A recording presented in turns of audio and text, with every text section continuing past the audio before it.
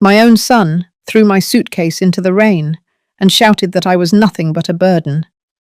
At 72, I found myself shivering under a bridge, my dignity washed away with the storm. I felt abandoned, like all the years I gave to raise him had been erased in a single night. But fate had other plans, and when my sister discovered me there, everything changed. They thought I would remain silent, broken. Instead, a storm of truth was waiting, and it would destroy their lies forever. My suitcase hit the pavement with a wet, heavy thud. The rain didn't stop. It kept coming down like the sky was angry for me. My son stood in the doorway, arms crossed, his face tight with disgust. He didn't shout this time. He didn't need to. The silence between us said it all. He'd made up his mind.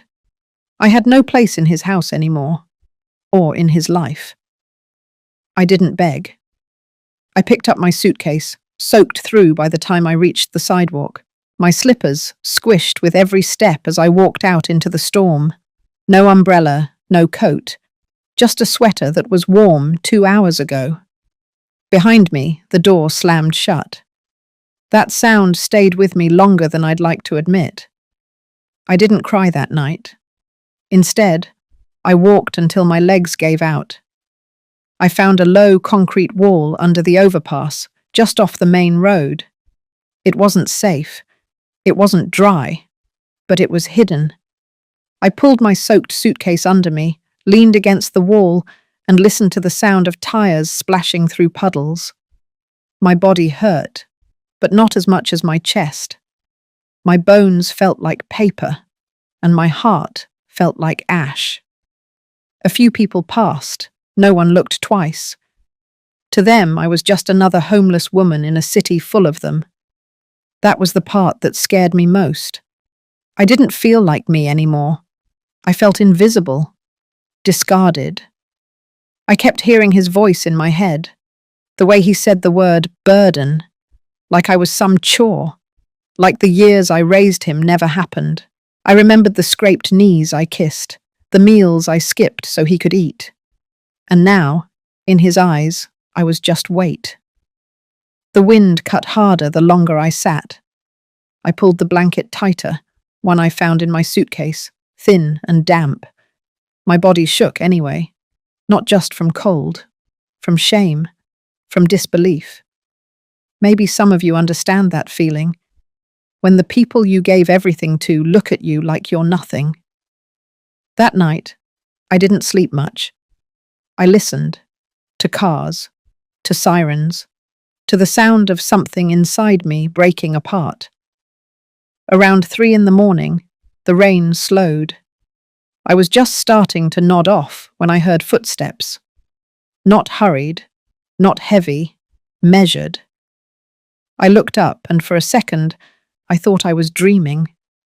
Vivian, my little sister.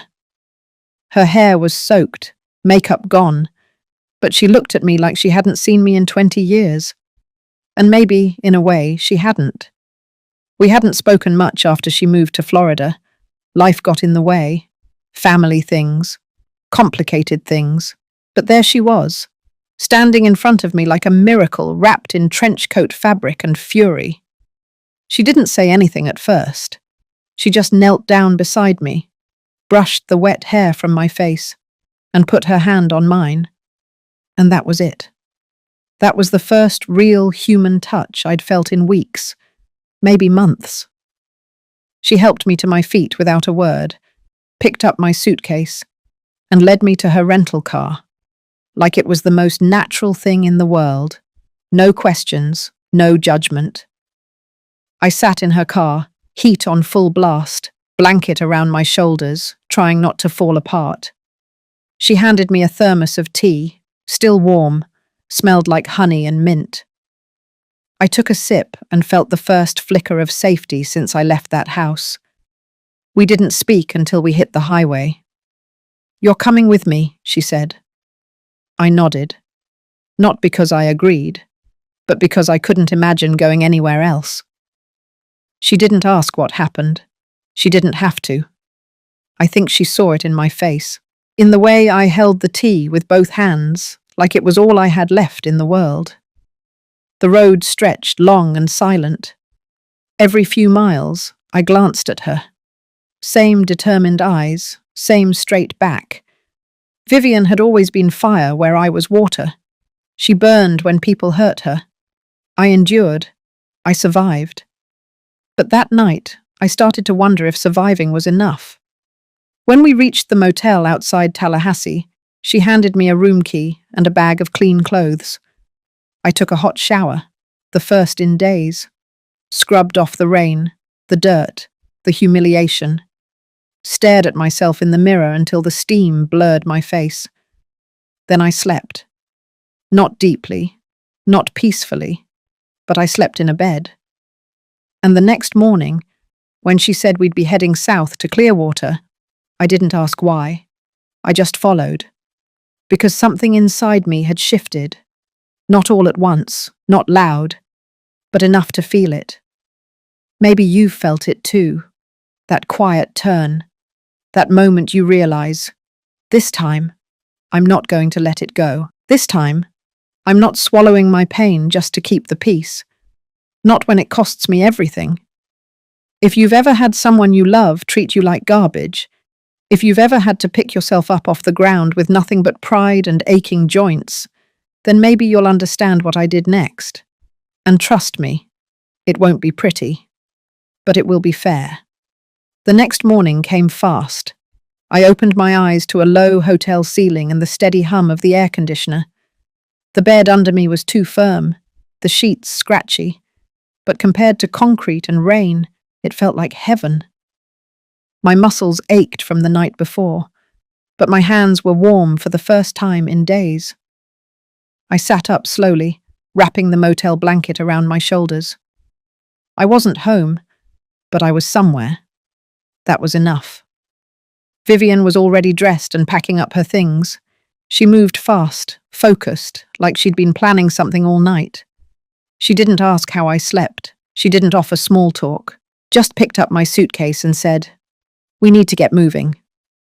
I followed her out to the parking lot. The sky was pale blue, the air thick with humidity, the way Florida always smells before noon. I slid into the passenger seat, and as soon as the doors shut, she put the car in drive. No hesitation. 10 minutes down the road, she pulled into a gas station, left the car running, and told me to wait. She returned with a thermos of fresh coffee, a breakfast sandwich, and a folder. She handed me the folder first. Inside was a printout of a real estate listing, a condominium unit in Clearwater, 2 bedrooms, ocean view, fully furnished. The price made my stomach tighten. I looked at her and she finally spoke again. "That place is yours. I bought it this morning." I didn't say anything. Couldn't. My mouth stayed open for a few seconds before I managed to close it. My hands held the folder like it might break. Vivian kept her eyes on the road. "I already wired the money. It's under your name. No mortgage, no tricks." I turned the page. There were photos, a balcony facing the sea, a kitchen with granite counters, a guest room with a writing desk. It looked like the kind of place someone stayed for 2 weeks every summer, not the kind of place someone like me lived in full-time. But I kept turning. On the last page was a bank receipt, a deposit into a new savings account. $5 million. I looked up. Vivian didn't flinch. "Your savings, yours alone. I've had it set aside for years. You didn't know because I didn't tell you. Now you do." I sat back, folder in my lap, coffee forgotten. My ears rang like someone had set off fireworks in my chest. I couldn't form a full thought. Not one. The numbers sat on the page, too real to ignore, too surreal to believe. She pulled the car back onto the highway. Neither of us said anything for a while. I watched the landscape pass by. Strip malls, palm trees, cheap diners. Things looked normal. But nothing felt normal. Something had shifted inside me, and I couldn't tell yet if it was gratitude or shame. She turned off onto a quieter road, palm-lined and narrow. After a few blocks, we passed a gated entrance. She typed in a code, and the iron gate slid open slowly. A security guard waved at us, and Vivian nodded back. I kept staring straight ahead. The building was low-rise, cream-coloured, with balconies trimmed in white. Blue-tiled roofing. It looked like a postcard. Vivian parked in a reserved space near the entrance. She grabbed my suitcase from the trunk and carried it inside without waiting. The lobby smelled like lemon and new carpet. A woman at the front desk smiled and handed Vivian a welcome packet. Vivian pointed at me without speaking. The woman looked at me kindly, the way people look at stray dogs they wish they could help. We rode the elevator in silence. On the third floor, Vivian unlocked the door to Unit 3C and pushed it open. It was brighter than I expected. The walls were soft beige, the couch pale grey. Light poured in through the sliding glass doors that led to the balcony. I walked to the railing and looked out. The ocean stretched to the edge of the sky. I could hear it. Steady, heavy, alive. Behind me, Vivian placed the suitcase down, wiped her hands and said, "This is where you live now, and I'm staying in the unit across the hall for a while, so don't get any ideas about disappearing." I turned, hands still on the railing. I wanted to say thank you, but the words didn't feel like enough. Instead, I nodded. Once. Slow. Vivian came closer. "I know what he did. I know what they've done. You don't have to talk about it if you don't want to, but you will not let them take anything else from you. Not ever again." She looked me in the eye. Her tone was sharp, not sentimental. "This place is yours. The money is yours. And I already contacted Grace." That got my attention. Grace Hollander, her lawyer friend from college. Smart, ruthless, careful. I hadn't seen her in years. "Grace is drafting the documents now. Financial locks, legal shields. Whatever you don't want exposed will stay sealed. And whatever they try to take will be 2 steps ahead." I let out a slow breath. My fingers tightened around the balcony edge. Vivian's voice softened. "You're not a guest here. You're not dependent. You're the owner, and I need you to start acting like one." I stood there a long time after she left. The ocean didn't stop moving, neither did the thoughts in my head. Paul thought he had buried me, that I would rot quietly in a corner of some shelter. He thought shame would keep me silent. He had no idea I was about to bury him with the very things he tried to steal. 3 days after I moved in, Vivian hosted a small welcome gathering at the clubhouse on the ground floor. She didn't ask if I wanted one. She just sent me a text with the time and told me to wear something blue. She had already bought me 2 new outfits and hung them in the closet.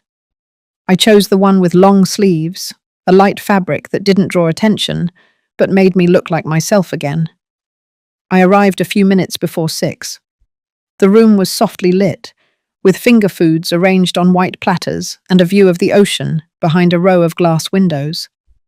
About a dozen people were there, mostly other residents of the building, retired couples, a few widows, one older man who reminded me of my late husband, though thinner and with a sharper chin. I didn't catch most of their names, but I recognized their warmth, the kind that doesn't ask too much too soon. Vivian made sure to keep me close. She introduced me with just enough detail to be polite, never crossing into anything personal. She never mentioned what had happened. Never mentioned Paul. Just told people I'd come to Clearwater for a fresh start, and was now officially part of the community. Her voice had that steady tone she used when setting boundaries. While she mingled, I found myself at the far end of the room near the window, watching the light fade over the water. I was fine not speaking. I didn't want to explain myself to strangers. It was enough to be somewhere safe, surrounded by people who didn't know what I had been through. That changed when one of the building security guards came in through the side door, not for the party, just on patrol. He looked to be in his late 60s, broad shoulders, close-cut grey hair, badge clipped to his polo shirt. He made a slow loop through the lobby, then paused when he saw me standing near the punch bowl. I nodded politely. He walked over. He pointed to the unit number on my name tag. 3C. That's across from Ms. Vivian's, right? I said it was. He smiled. She's sharp. Doesn't miss a detail. You got a good one looking out for you. I agreed. He glanced toward the elevator, then lowered his voice a notch. You might want to keep an eye on the hallway traffic. We had a report of someone hanging around the mailboxes late last night. Didn't match any resident profiles. Just a heads up. That tightened something in my chest. I thanked him and made a note to tell Vivian. She probably already knew. Nothing got past her. A few minutes later, Vivian raised her glass and tapped a spoon against it. The room quieted. She made a short toast. Simple. Just said she was glad I was here and that second chances were worth celebrating. People clapped, someone whistled, and then it went back to normal. But I noticed the moment she ended her speech, her eyes flicked to the door. She had seen it open. I turned and saw them too, Paul and Marissa. He wore a dress shirt he rarely ironed, but this time it was pressed flat. Marissa was in beige and gold, hair curled, heels clicking softly as she stepped into the room. They smiled as if they belonged. My stomach clenched. Vivian walked straight toward them. I didn't hear what she said, but her face made it clear they were not invited. She didn't raise her voice. She didn't cause a scene. But she blocked their path like a wall of glass. Paul looked over her shoulder at me, smiled like none of it had happened, as if the last time he saw me hadn't been in the rain, shouting while I held onto my dignity like a dying flame. I said nothing. My hand gripped the edge of the refreshment table. Vivian motioned to someone and a staff member stepped in. The conversation was short. Paul and Marissa stood their ground for a few seconds longer, then turned and walked out. Marissa didn't even glance back. The room slowly returned to its rhythm. People noticed the interruption, but no one asked questions. I was grateful for that. Vivian came back to my side, picked up a piece of fruit from the tray, and said, "Told you they'd come?" I nodded. She'd warned me earlier that morning. She had seen a comment from one of Marissa's friends online. Something too specific to be accidental. Vivian was already 3 moves ahead. After the gathering ended, she walked me back upstairs. We said goodnight in the hallway, and I slipped into my apartment. Inside, I sat on the edge of the couch and waited. Not for anything specific, just waited. They had come. Not to apologize, not to explain. They came to see what they could still get. But now they knew. I was not where they left me. I was not the woman who had walked out into the storm with her suitcase. I was standing, inside, protected, and no longer alone. Still, I didn't feel safe enough to rest. So I did something I hadn't done in years. I opened the side drawer of the hallway cabinet and pulled out a new notebook Vivian had given me. I clicked a pen and wrote one sentence across the top of the page. What they took from me, they will return. Then I drew a line underneath it and wrote 3 words. House. Name. Power. The party had ended, the curtain was up, and they had stepped onto the stage thinking they still controlled the story. But I had the pen now, and I was going to write the rest. Vivian didn't waste time. 2 days after the party, she knocked on my door at 10 sharp with a stack of envelopes in one hand and her tablet in the other. Her hair was pinned up tight, and her expression told me we were past the stage of gentle warnings. She placed everything on the kitchen counter and opened the top folder. "They're going to try again," she said. "But this time, it's not going to be through charm. It'll be legal." I watched her lay out the pages, one by one. Letters, emails, screenshots, digital dust left behind by Paul and Marissa's recent activity. Vivian had quietly paid a private investigator to monitor any financial or legal movement involving my name. What she found was subtle, but unmistakable. Paul had reached out to a small law office out of state, asking about power of attorney transfers and elder care authorizations. Marissa had been messaging someone on Facebook Marketplace about hiring a notary for in-home documentation. Vivian tapped one of the papers. "They're going to make it look official, hand-delivered, personal. They think you're soft enough to sign something if they come in crying." She looked at me, eyes steady. "I need you to do exactly what I say." I didn't argue, not because I was scared, but because I understood something now I hadn't fully accepted before. This wasn't about misunderstanding or distance. This was about control. Paul and Marissa didn't want to help me. They wanted what they thought I no longer deserved to manage. So I told Vivian yes, I would follow her lead.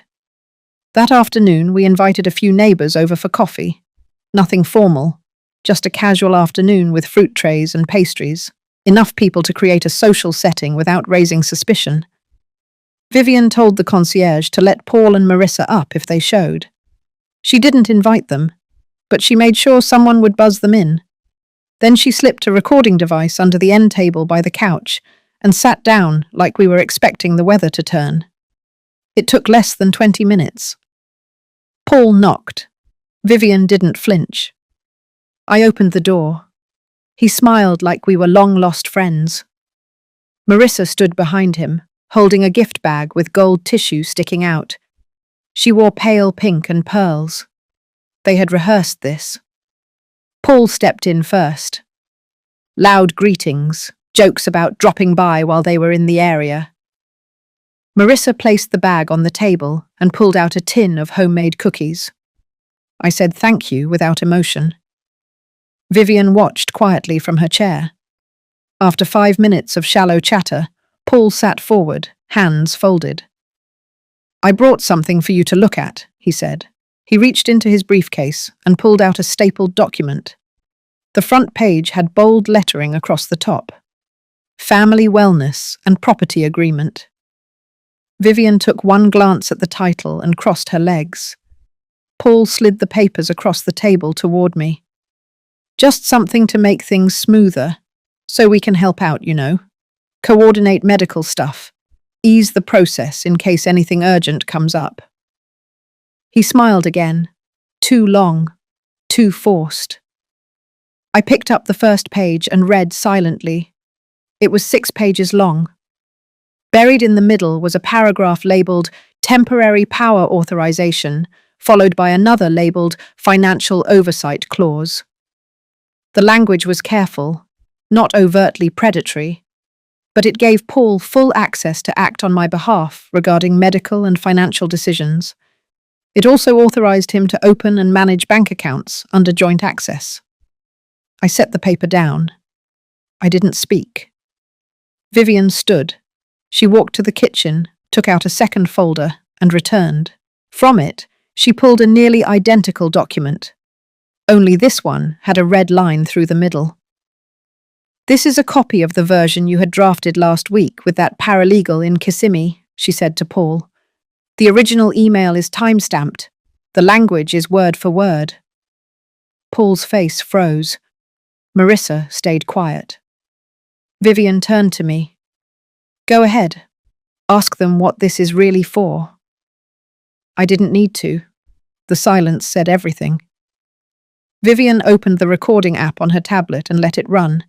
Then she raised her voice just enough for the neighbours to hear. "I want everyone to know," she said, "that this document was designed to strip Helen of her financial rights under the guise of assistance. This is what family manipulation looks like." Paul stood up fast.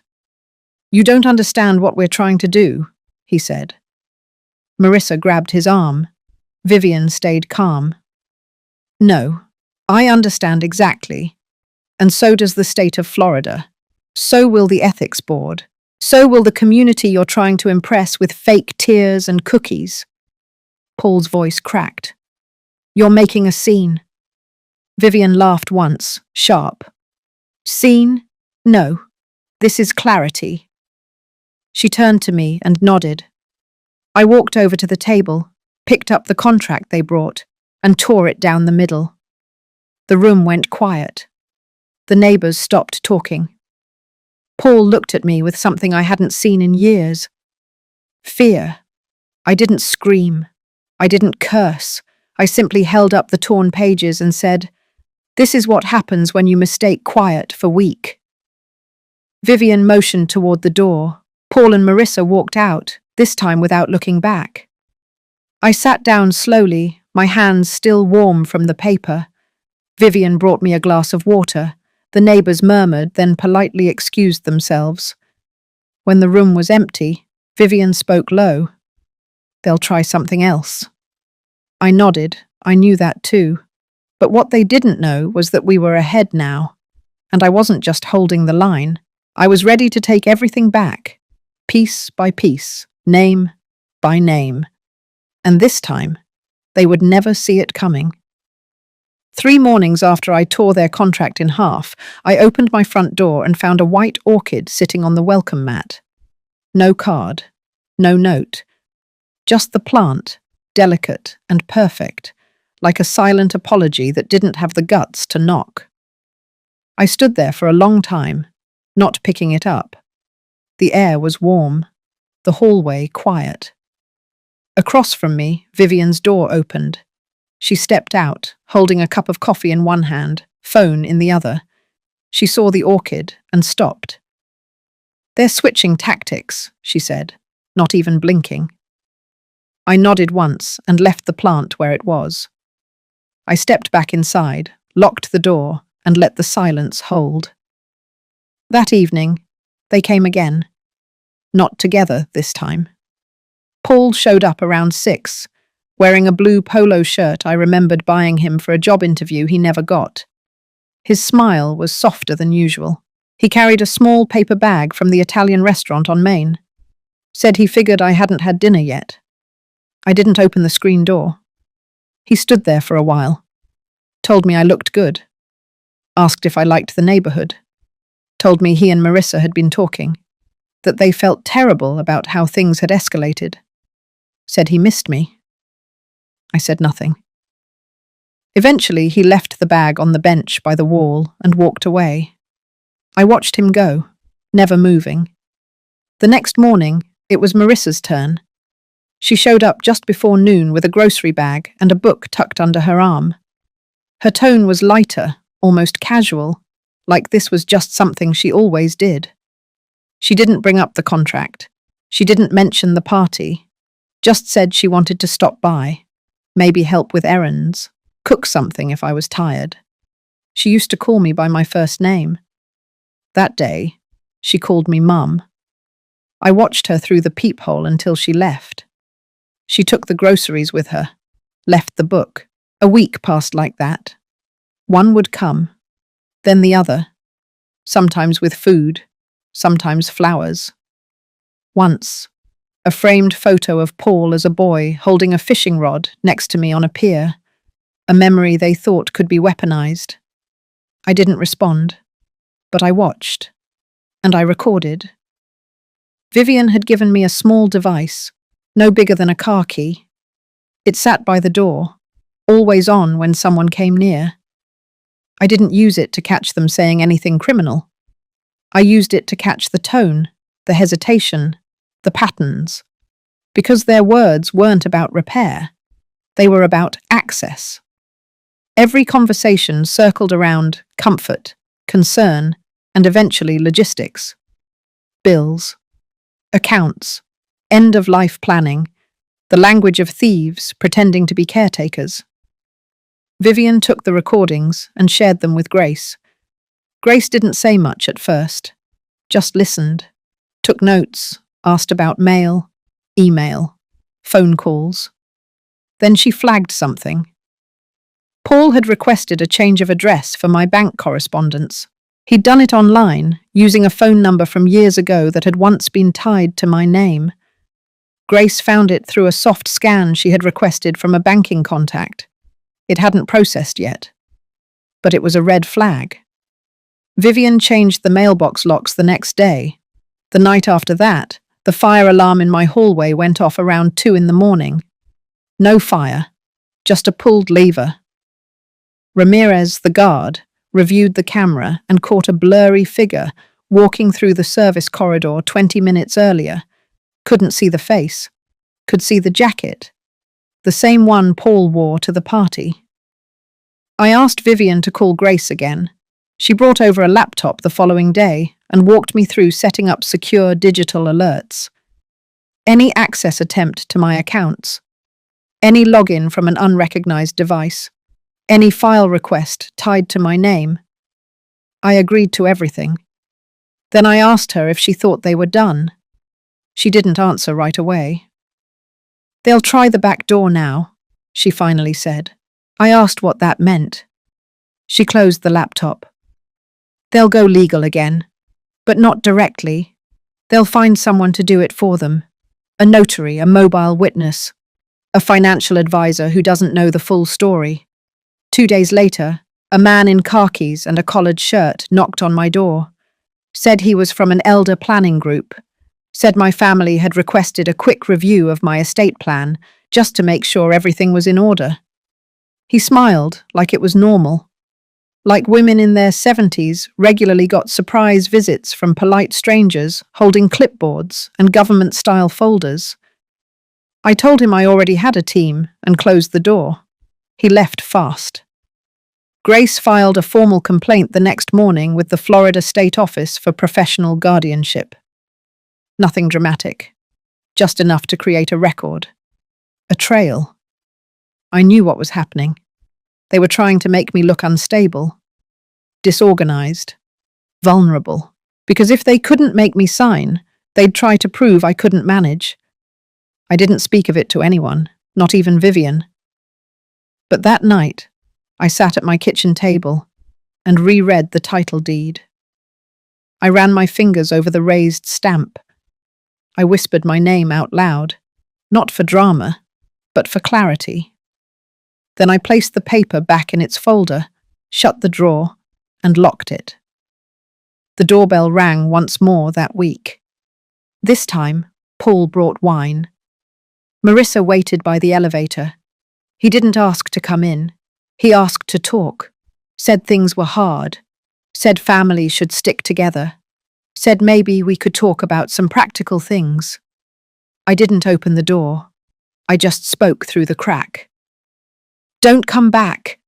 His voice cracked, not with sadness, with rage masked as confusion. I didn't respond. I waited. He left. I went back to the kitchen, sat down, and made a list. 3 columns: what they tried, what failed, what would never be forgiven. I was no longer defending anything. I was documenting, preparing. The storm had passed, but the damage it left behind would serve as proof. And I would be the one to carry it forward, piece by piece, until there was nothing left for them to claim. The knock came on a Tuesday afternoon, not rushed, not nervous, just steady enough to suggest familiarity. I was standing in the kitchen when I heard it. I didn't flinch. I walked slowly to the door, just like I had rehearsed with Vivian and Grace. I didn't open it right away. I checked the peephole. Paul stood there, hands empty, no gifts, no folders, no food. That was a change. Behind him, Marissa waited near the elevator, pretending not to look at the door, but I could see the angle of her shoulder. She was listening. I unlocked the door but kept the latch in place. I didn't invite him in. Paul leaned forward slightly. "I just wanted to see how you're doing," he said, voice low. I stayed silent. He continued. "Things have been Tense. And I get it. We crossed a line. Still, I said nothing. I just miss you. So does Marissa. We're not proud of how we handled everything, but we want to make it right. We've been talking. We thought, maybe if we showed you that we're here for you, you'd believe us. He pulled a small envelope from his back pocket and held it up. It's nothing legal. It's just something we wrote. From the heart. I reached through the crack in the door and took the envelope. Then I closed the door without a word. Inside, I opened it slowly. 2 pages. Handwritten. The tone was sweet, guilt-laced. Words like forgiveness, regret, rebuilding. Marissa's handwriting was on the 2nd page. She mentioned that she had enrolled in a caregiving class, that she wanted to be more helpful. She said family was the only thing that mattered now. I folded the pages, set them on the table, and pressed the button under the edge of the counter. The small recorder clicked on. It had been sitting there for days, waiting. I walked back to the door and opened it fully this time. Paul turned, a flicker of hope passing across his face. "Come in," I said. He stepped inside. Alone. I didn't greet him. I didn't smile.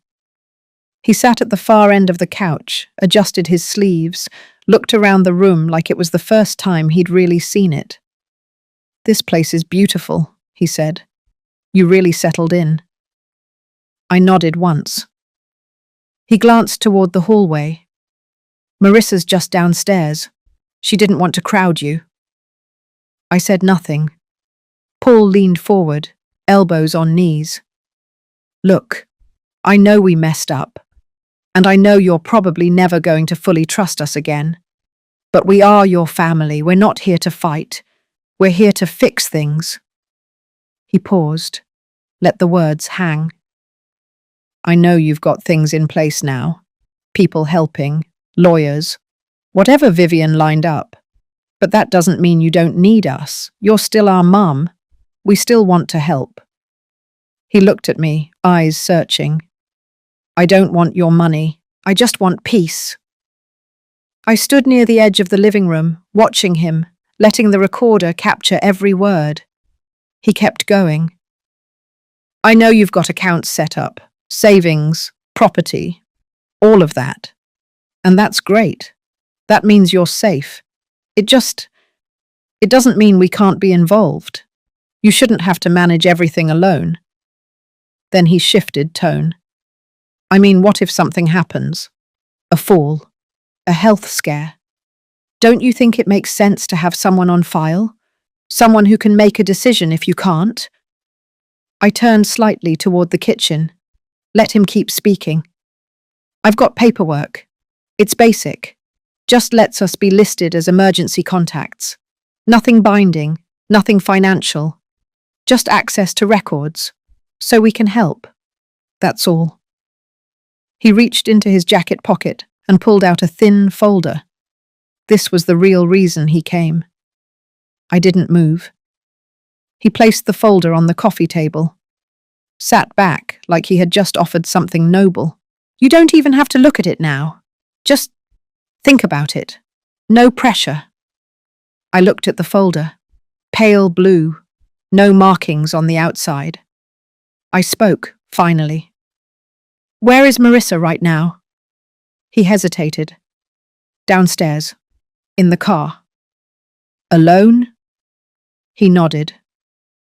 I walked to the balcony door and pulled the curtain back just slightly.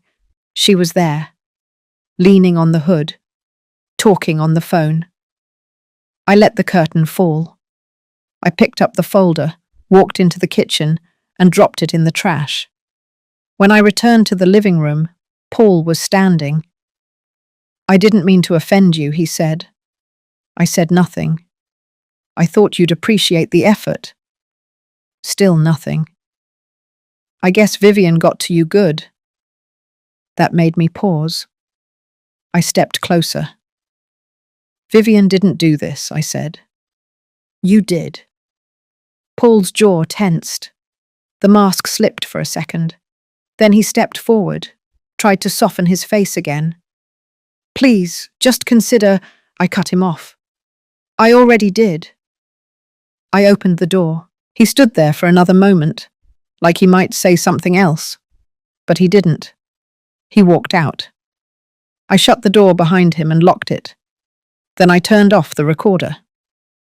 2 days later, Grace came by with a printed transcript.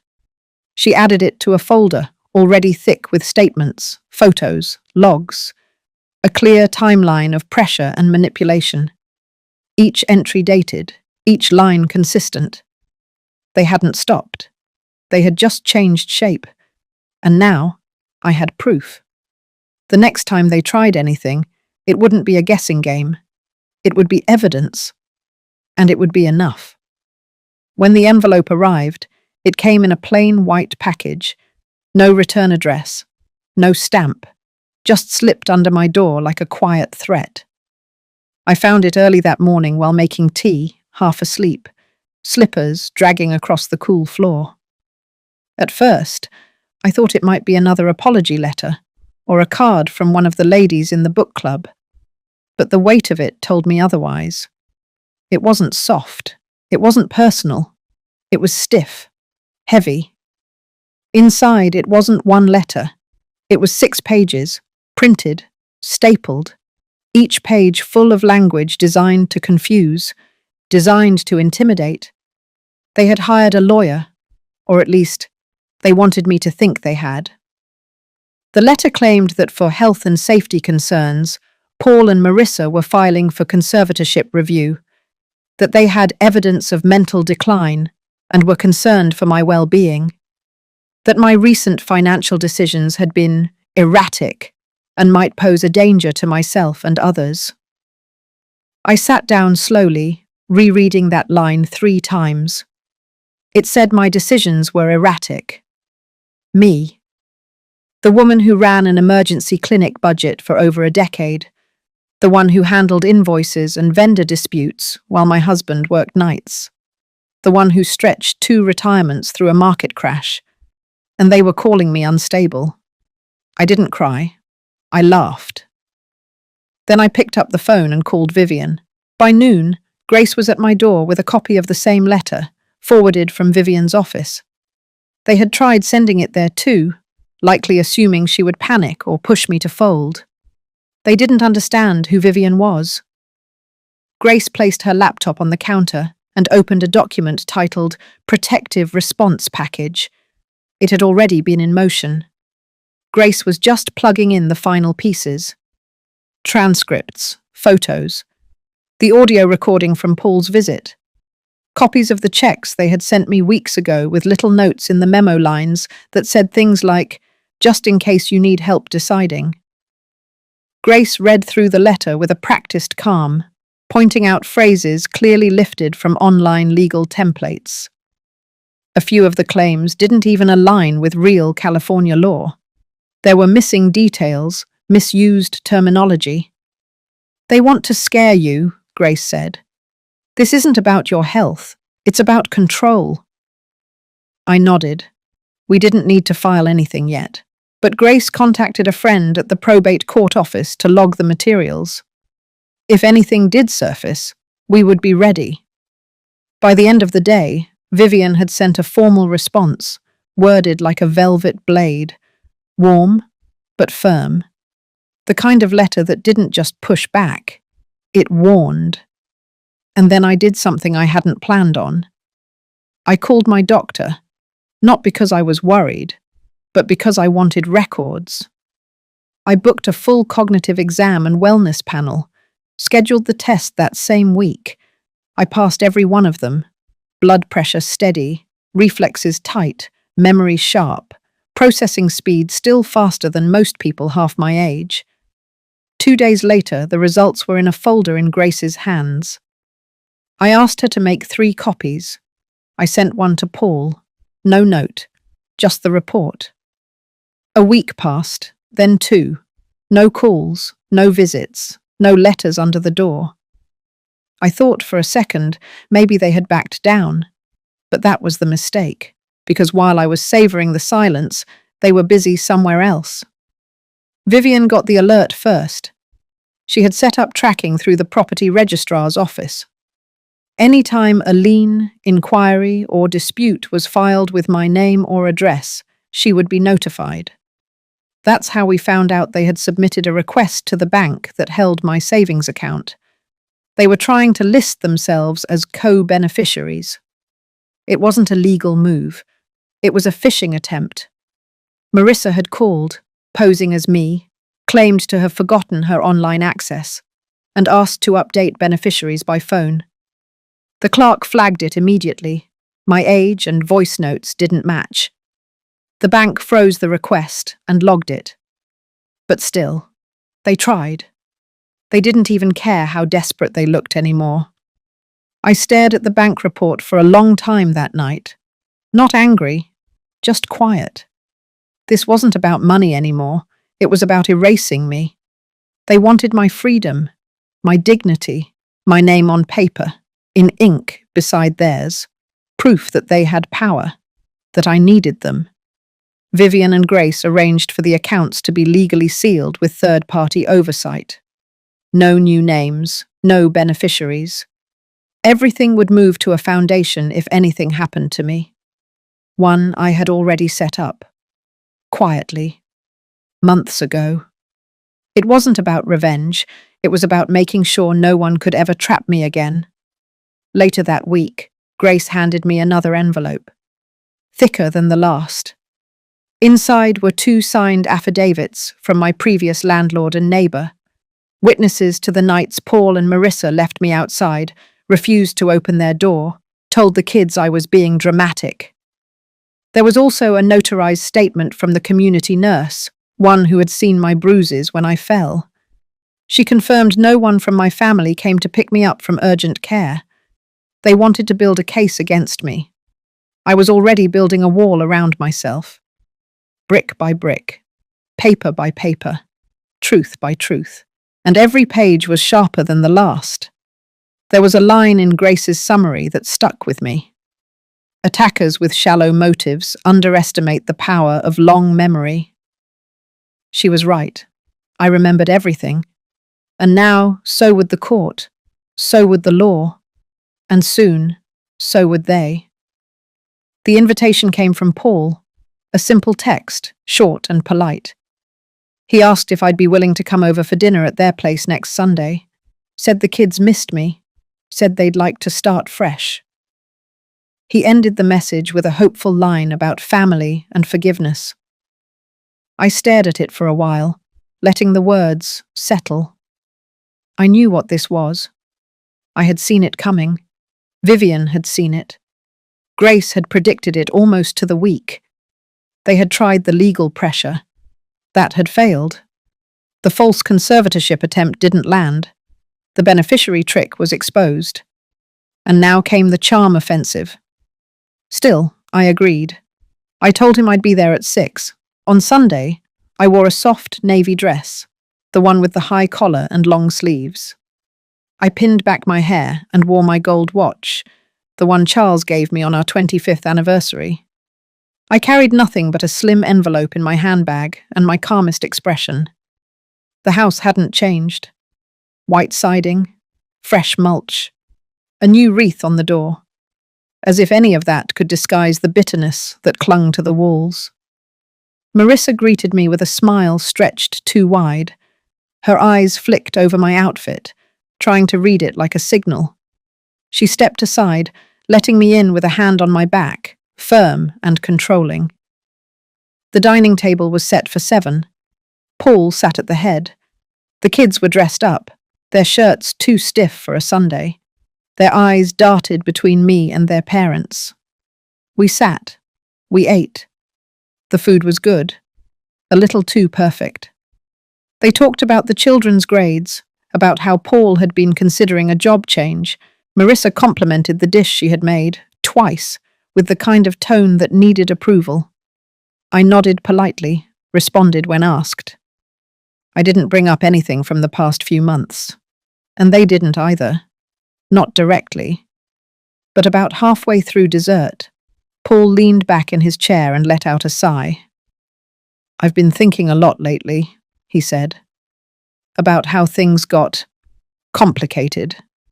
And I know we all made mistakes, but I hate the distance between us." Marissa reached for his hand. "And with the kids getting older," she added, "we just don't want any regrets. We want them to know what real family looks like." It was my turn to nod. "I appreciate that," I said. "I really do." They smiled, and then Paul said it. "I was wondering, Mum, if we could talk sometime about how we move forward. Maybe review some of the decisions that were made when things were tense, especially regarding estate matters." There it was, the soft glove pulled off, the hand beneath it, reaching. I let the pause settle, just long enough. Then I reached into my bag and pulled out the envelope. "Of course," I said, "but I think it's best we're all clear." So I had something drawn up. I slid the envelope across the table. Marissa's fingers twitched before she caught herself. Paul picked it up and opened it. Inside was a notarized addendum. It outlined the permanent establishment of the Ruth Ellery Foundation, the non-profit I had formed. It confirmed that the house I now lived in, the bank accounts, the trust fund, everything, was legally and irrevocably tied to the foundation. It listed the beneficiaries, a scholarship program for single mothers over 60, a care fund for elderly abuse victims, and a community medical outreach named after Charles. Paul's face stiffened. Marissa's smile cracked at the edges. "You see," I said gently, "I've thought about this too. A lot. And I realized I don't want to spend the rest of my life worried about who deserves what, or who thinks they earned a slice of something they never built." Paul swallowed hard. I could see the heat behind his eyes. He was holding it back, trying to stay in control. "I'm not cutting you off," I added, "but I am choosing peace and clarity and protection." No one said anything. The kids were frozen, confused, too young to understand the undercurrent, but old enough to feel the tension settle thick in the air. I stood up slowly. "Dinner was lovely. Thank you." Marissa started to speak, but the words stumbled. She tried to smile again, but gave up halfway. At the door, Paul followed me. "Is this it?" he said, voice low. I didn't stop walking. "Mum," he said again, a little louder, a little sharper. "We were trying to make things right." I turned back, finally. "No," I said. "You were trying to regain access." He flinched. "But what you lost was trust, and I don't hand that out like pie at Thanksgiving." I left. Back in my car, I exhaled. It was done. No screaming, no courtroom, just the truth. Documented, signed, sealed, and delivered. They had underestimated me, not just as a mother, or a widow, or an old woman. They had underestimated my memory, my resolve, my ability to plan.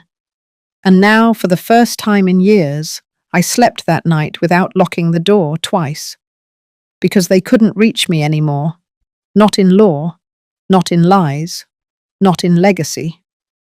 3 days after that dinner, I woke up to the sound of gravel crunching outside my window. I moved the curtain just slightly, not enough to be seen.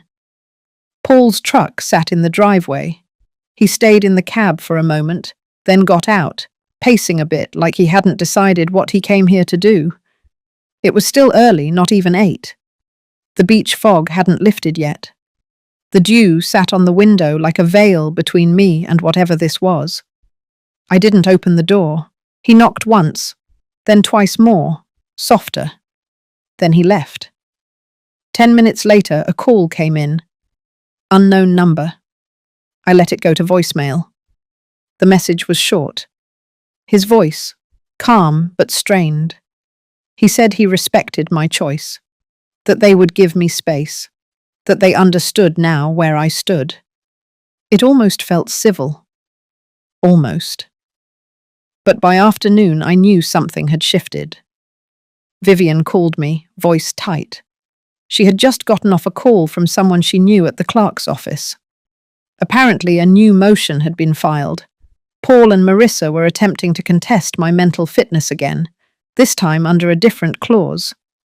They were trying to use my foundation as proof that I was being manipulated, financially exploited, that I couldn't possibly be acting with full mental clarity. I didn't flinch. Vivian asked if I wanted her to respond. I told her no. Not yet. Because sometimes you wait. You let people bury themselves deeper. You let the rope stretch long enough to make the fall final. The next morning, I drove into town. Not to see a lawyer, not to respond legally. I went to the bakery. Inside, the owner, Jackie, gave me a long look and then smiled. She was older than me by 5 years, walked with a cane, ran the place with her granddaughter. We had talked a few times before about the community grant I had set up. I sat down with her, told her I had a proposition. That afternoon, we printed flyers. By the next day, posters were hanging in libraries, clinics, shelters. Ruth Ellery Foundation, launching community days. Free workshops, meals, consultations for older women looking to re-enter the workforce, escape isolation, protect their estates. The event was held at the town hall, just 2 blocks from Paul's insurance office. 200 people showed up. By the end of the week, the foundation was in the local paper, then in a regional one, then in a national blog for elder rights. I stayed quiet through it all. I didn't need to speak. Visibility was its own defense. On Friday, Grace dropped by. She had heard that Paul and Marissa were meeting with a second attorney, someone aggressive, someone loud. She warned me they weren't backing down. I smiled. I thanked her. And then I handed her a set of documents. They weren't for me. They were for the board of the foundation. People we had carefully chosen, none of them family, all of them strong. I had signed over the house, the remaining accounts, and even my name rights to the foundation's protection clause, meaning no matter what accusation came my way, nothing could be liquidated or touched without full board approval. Grace's eyes widened as she read it. "You're sealing every door." I nodded. "Let them try," I said. "They're only proving my point." On Sunday, my doorbell rang again. This time it was Olivia. She was holding flowers, cheap ones, the kind you buy at a gas station in a hurry. Her eyes were soft, apologetic, but I'd learned to see through softness. It could be a weapon, just like rage. She stepped into the living room when I didn't stop her. "I didn't know they were filing again," she said. "I swear." I waited. "I just want us to go back," she added, "before everything got complicated." She sat, looked around the room like she was trying to memorize it. Then came the next line. "If there's anything we need to sign to show support, anything to put this behind us, we'll do it." And there it was. She hadn't come for reconciliation. She came to test the temperature. I stood. She didn't move. "I know what you're doing," I said calmly. "And I want you to remember something. This house, this peace, this life, I built it without you. I survived everything you and Paul threw at me, and I did it in silence." Her face dropped. I stayed quiet out of respect. But don't mistake quiet for weak. She stood too now, her voice cracked. "Paul's falling apart. He's not eating. He's losing clients. He's blaming me. I'm scared." I looked at her for a long moment. Then I said, not cruelly, just finally, "That's not my burden anymore." She left. That night, I slept with the window open. I listened to the ocean like I used to with Charles. And for the first time since all of it began, I didn't feel like I was bracing for a blow. I felt done, not defeated, complete. Because there is a moment, after the storm, when silence returns, and it isn't empty, it's earned. By Monday morning, I could sense a shift in the air. It was subtle at first, just the way the neighborhood seemed quieter, as if holding its breath. Something was coming, and I knew it wouldn't be gentle. Vivian called just past noon. Her voice was calm but direct. "The court date's been set," she said. "They pushed it fast. They're confident. But they made a mistake, Ruth. A big one." I didn't respond right away. I knew Vivian well enough to wait. "They submitted evidence," she continued. "Financial records, letters, emails, statements." She paused again, letting the silence underline what came next. "They forged your signature." I sat very still. She explained. The documents Paul and Marissa had filed claimed I had granted them power of attorney for the foundation, that I had transferred the right to amend its charter. It was bold, reckless. They had faked an entire meeting, a board vote, even notarized it. Vivian had already sent the file to the forensic examiner. But she didn't stop there. She also had a quiet lunch that weekend with one of the notaries they claimed had witnessed the document. He didn't remember the meeting. He didn't remember me, because it never happened. That was the crack. And through that crack, everything unraveled. By Wednesday, the examiner's report was ready. Not only were the signatures inconsistent, but the timestamp metadata on the PDF files revealed they had been backdated. Sloppily. One document was supposedly signed at a cafe in San Luis Obispo, a place that had been permanently closed for renovations at the time. Another referenced a foundation member who had stepped down 3 months earlier. They hadn't just lied, they had been lazy. That's when Vivian made her move. She filed a motion for fraud and perjury. She submitted the report, the witness statement from the notary, and a statement from the board chair of the foundation. It wasn't just a response anymore. It was a full-blown countersuit. But it didn't end there. A day later, the county legal office reached out. Turns out, attempting to defraud a registered non-profit isn't just a civil matter. It can be criminal. And because the foundation dealt with elder welfare, there was a second layer of protection. An automatic review had been triggered the moment Vivian filed her countersuit. The district attorney's office wanted to talk. Meanwhile, I stayed quiet. I watered my plants. I baked cornbread. I walked the beach every morning before the sun was up. But inside, I felt a shift. Not anger anymore. Not even justice. Just clarity. They had drawn the line, crossed it, painted it red. And now the town would see. The hearing was scheduled for Thursday morning. I arrived early, sat in the second row with Vivian beside me. The courtroom was modest, nothing like on TV, just cold air and wooden benches and the low murmur of anticipation. Paul sat 3 rows ahead with Marissa. Neither looked back. The judge was swift. He reviewed the evidence, allowed brief statements. Vivian, ever composed, laid everything out, clean, factual, undeniable.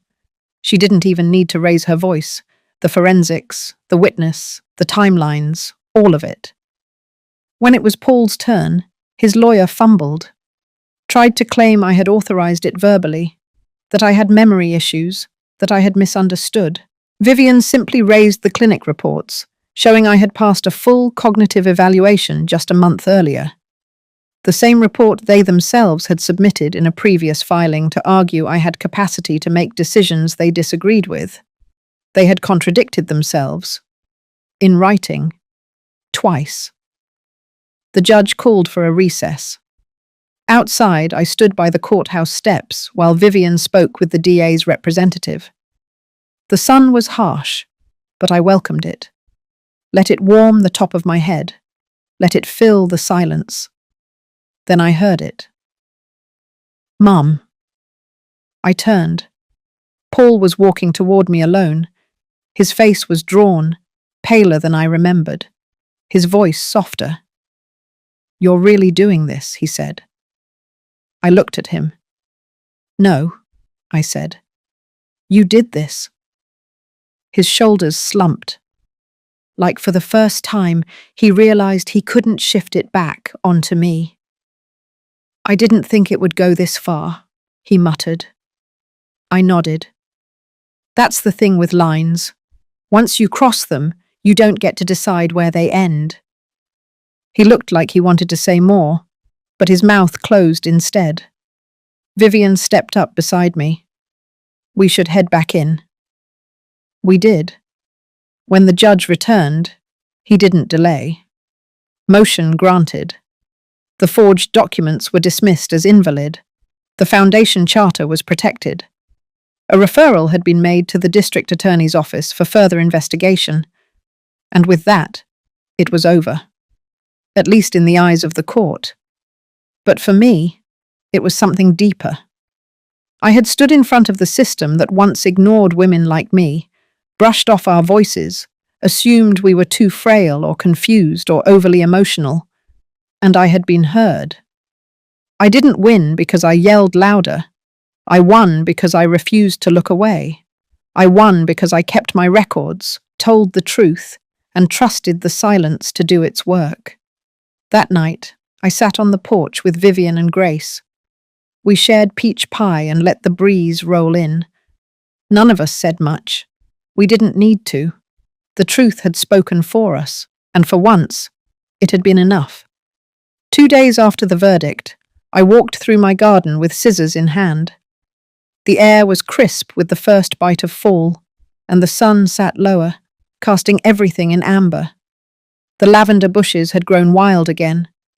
I clipped them gently, bundle by bundle, letting the scent fill the quiet space around me. That's how I've always come back to myself, through something ordinary. Vivian had called earlier that morning. Her tone was different now, lighter, even warm. "County prosecutor's office is moving forward," she said. "Formal charges, fraud, forgery, attempted misappropriation of non-profit assets, 3 counts." I thanked her. But inside there was no burst of joy, no triumphant fist in the air, only the calm weight of inevitability. This was never about revenge. It was about the truth, being seen, being heard, and standing my ground when every part of me had been dismissed. Paul hadn't called since the hearing. Not a message, not a letter, not a single sign of regret. I imagined him sitting in his house, blinds drawn, phone in hand, trying to craft a sentence that wouldn't make him look small. But there were none. The silence said enough. Marissa had been spotted leaving town. Grace saw her packing up boxes from the back of her Range Rover behind the old bakery. No goodbye, no public apology, just a quiet retreat. That was how it always was with people like her. They vanished when the mirrors turned toward them.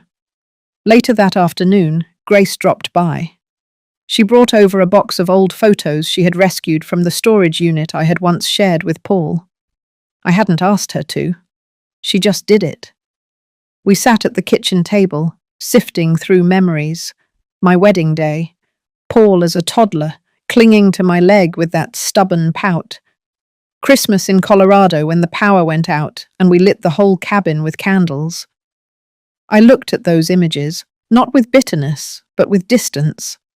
Like artifacts of someone else's life, a version of me that had believed love, effort, and loyalty could bend anyone into goodness. Grace found a photo I hadn't seen in years. It was from my 50th birthday, taken on the deck of our old lake house. My husband stood beside me, his arm around my shoulder. Paul stood behind him, beaming. We had just finished a round of grilled salmon. I remembered thinking, in that exact moment, how lucky I was. I pressed the photo flat against the table and stared at it. Not in sorrow, But in reflection, that woman, that version of me, had no idea how quickly that warmth would turn, how thin the line between affection and entitlement could be. But she wasn't wrong to hope. She wasn't wrong to love. She was just unprepared. By nightfall, I had made a decision. The community centre called the next morning, confirming space for the event. I had decided to host a gathering for the foundation's beneficiaries and partners. Not a gala, nothing showy, just a quiet celebration. A thank you, a circle of resilience. Vivian offered to help with the logistics. She was already drafting the press release. The news outlets had picked up the story since the court ruling. Elderly woman wins battle over forged control of non-profit, the headlines read. But that wasn't the story. Not really. The story was about what happens when people assume you'll stay quiet because of your age, when they forget that years do not weaken you, they sharpen you. I visited the foundation's new office space that afternoon. It was smaller than the old one, but more purposeful. A few of the younger volunteers were there painting walls a soft sage green. A woman named Liana had just moved from Oregon to work full-time on our rural support program. She hugged me tight when I walked in. "You saved this place," she said. I smiled, but inside I knew the truth. No, I had simply refused to let it be stolen. Back home, I sat by the window and wrote a letter. Not to Paul, not to the court, but to myself. A letter that began with, "I did not break," and ended with, "and I will not disappear." Because that is what this entire ordeal had tried to do, to erase me, to write over me with legal tricks and whispered doubts. But I stayed. I stood. I let the fire rise, and I did not run from it. The next day, my neighbour stopped me at the postbox. "Ruth," he said, "my wife and I read the article. What you did, that was something." I thanked him and moved on, not because I wasn't touched, but because I had spent enough time letting other people's opinions define my worth. Now I walked at my own pace. That evening, the sky opened with rain, steady, not violent. I made tea and wrapped myself in a quilt stitched decades ago, and I felt something I hadn't in months. Stillness. It wasn't peace, not quite. But it was the beginning of it. I thought of all the women I had met at the centre, the single mothers, the grandmothers raising grandkids, the widows starting over at 70. We were not fragile. We were not relics. We were survivors with memories long enough to outlast betrayal. And I was one of them. Not broken, not bitter, just awake. 3 weeks after the verdict, I stood on the small stage at the new community centre, holding a microphone with hands that no longer shook. In front of me were nearly 100 faces. Some I knew well. Some I had helped through hard winters or long divorces or lonely birthdays. Some I had never met, but they were there because the foundation had reached them in one way or another. That was enough. The room wasn't fancy. Folding chairs, coffee urns on plastic tables, a few old ceiling fans humming above. But the walls were freshly painted and lined with photos from our programs, women learning trades, elder care volunteers hugging patients, children laughing beside packed donation boxes. I didn't prepare a speech. I didn't want to perform. I just told the truth. "This organization was never about money," I said slowly, pausing to steady my breath.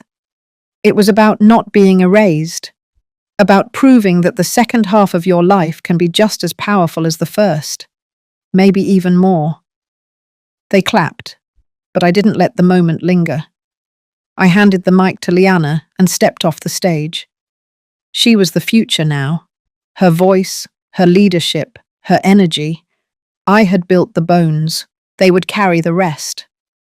After the event, people stayed. Some cried. Some hugged me. One woman slipped me a note that simply said, "Because of you, I filed for custody of my grandson. I tucked the note into my coat pocket and left through the back door. The sun had already set. Autumn was thinning into early winter. I could smell frost coming. When I got home, the porch light was on. Grace had left a casserole dish by the door with a napkin taped on top. Rest, you earned it. Inside, I lit the fireplace and poured myself a small glass of wine. The house, once too quiet, now felt like sanctuary. Paul never reached out. I had imagined for a long time some grand apology, a tearful phone call, a letter filled with regret. But it never came. Instead, I received a package from his lawyer. Inside was a signed settlement form releasing any remaining claims to the foundation or the properties still in my name. No note, no explanation. He had chosen silence over redemption. I accepted it, not because I forgave him, but because I no longer needed anything from him. His chapter in my life had closed long ago. He just hadn't noticed until the door locked behind him. The next morning, I donated the last of his childhood keepsakes to the local shelter thrift shop. Not out of anger, just clarity. Some things don't need to be stored. They need to be let go. Over the following days, I began walking every morning, 3 miles at sunrise, sometimes alone, sometimes with neighbors who joined me quietly. We never talked about what happened. We didn't need to. They had watched it unfold in the papers, on television, across whispers in grocery aisles. But walking with them was a kind of unspoken respect, and that was more valuable than any apology. One morning on the trail behind the orchard, I spotted a young woman sitting on a bench with her child. She looked tired, like the world had sat on her chest for too long. As I passed by, she stopped me. "You're Ruth, right? The woman who fought back?" I smiled gently. "I'm Ruth, but I didn't fight. I just refused to vanish." Her eyes welled up. "Thank you," she whispered. That was it. No more words. That afternoon, I planted 3 new apple trees at the edge of my yard. I don't know if I'll live to see them bear fruit.